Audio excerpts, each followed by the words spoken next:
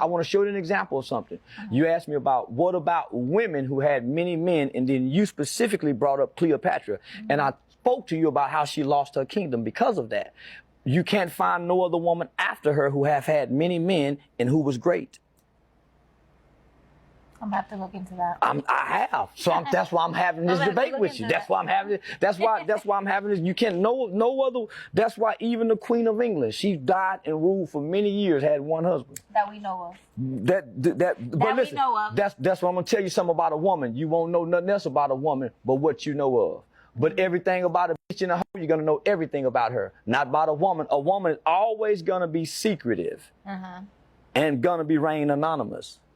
The women today aren't secretive and they're unanonymous. You're going to know about every man she slept with. But the Queen of England, from Michelle Obama to Coretta Scott King, you won't hear nothing about who they slept with. But great men, you will always hear about great men having many and multiple women, from kings and presidents. That's the expectation. But you won't. Just have... Well, that's not the expectation. That's the nature, and that's the God design of a man. God created a man to be fruitful and to multiply. That's why a woman gets pregnant and remains pregnant for 9 months. And while she's pregnant, a man can continue impregnating other women.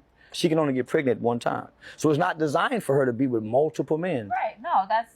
I don't disagree with women, being with one man. But I do think that there's kind of like a double standard. It is. It's a double standard. It's a double standard in nature. And we don't make the standards. We operate out of nature.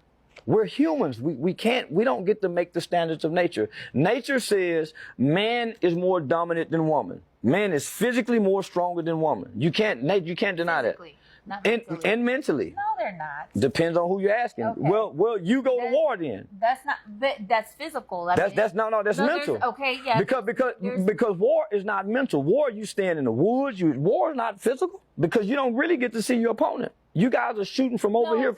It's strategic. Well, women are going to war. But women they don't get drafted. They enlist for the army. Women aren't leaders. Women aren't sergeants. Women aren't analytical, right? That's not true. That is true. That's why women are nurturers and men are hunters. That's why when God created man and woman, one have a emotional makeup and one have a analytical makeup.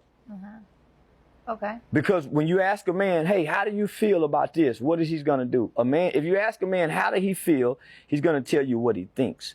You ask a woman what she thinks, she's going to tell you how she feels. Okay. Why? Because one is a nurturer and one is a natural born hunter.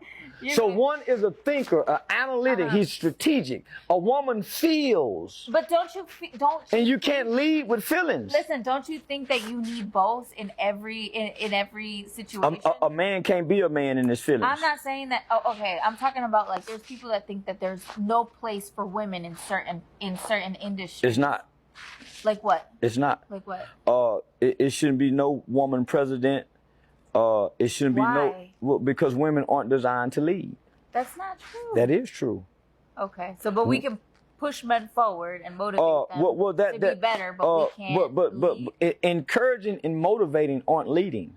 Okay. Come on, baby, you can do it. Come on, baby. Oh, that's motivation, and that's the fuel to say, oh, I can do it. Come on, baby, you can do it. So that's not leading.